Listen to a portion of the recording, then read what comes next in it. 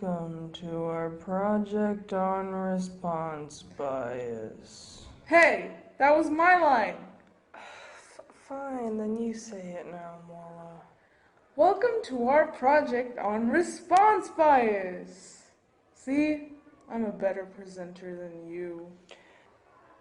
So anyway, we got this project where we're supposed to measure response bias, and we had to come up with a survey to do just that. The question we came up with was, do you think Muslim women sleep with their hijab on? We chose that question Because Moala's a racist. Actually, we chose this question for this project because we thought it would be a very interesting question to find out people's answers to. Whatever you say.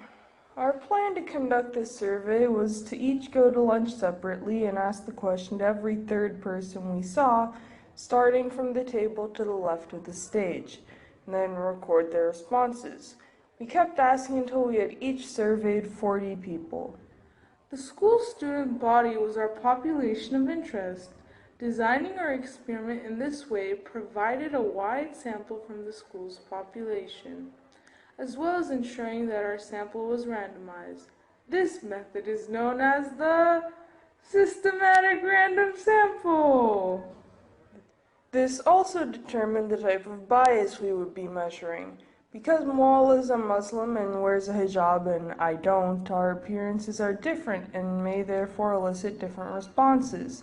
This is known as interviewer characteristic bias. We believe this would be a good design for a survey, basically because of what we previously said.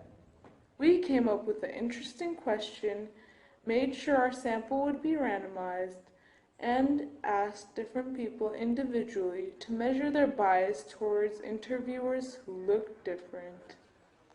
When we finally conducted the survey, here are the results we got.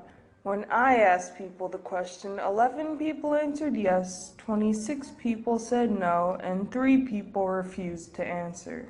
When I asked the question, 4 people answered yes, 23 people said no, and a whopping 13 people refused to answer.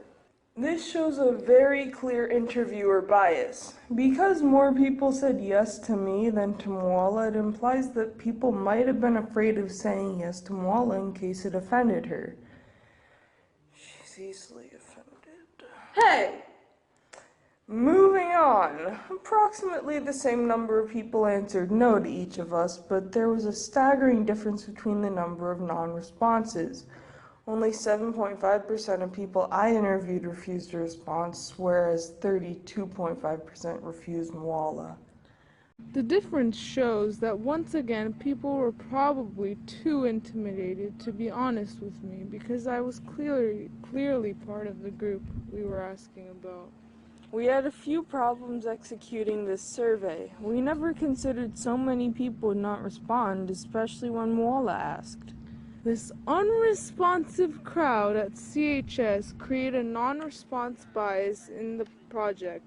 Not to mention, the number of people walking around in the commons made it difficult to count off 3 people at a time. At one point, I wanted to duct tape people to their chairs, but Jennifer wouldn't let me. Yeah, obviously. Anyways, one other problem with asking this question at CHS is the confounding variable we did not consider. Fun fact! There's an immense amount of Muslims that attend CHS who are educated on whether or not hijabis wear their scarves to sleep. We should have blocked based on religious beliefs to get a more in-depth data report of what the students at CHS believe. If we were to redesign this survey for CHS students, we would consider these aspects.